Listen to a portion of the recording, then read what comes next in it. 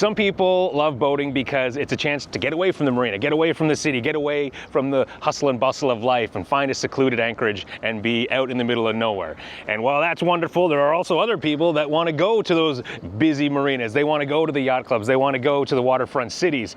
And even if you're trying to get away from it all, you might end up in one of these really congested waterways at one point. So shared waterways overall, you know, we need to keep track of where the markers and the buoys are. But if you're in somewhere really busy like Toronto, how do you do that? Well, go slow. Don't go too fast. You got to keep an eye on everything. Number two, have your head on a bit of a swivel. Look around, because in Toronto Harbor, you got tour boats, you've got water taxis, you've got the city ferries, you've got about 1,000 seasonal slips in there, thousands more outside of the harbor.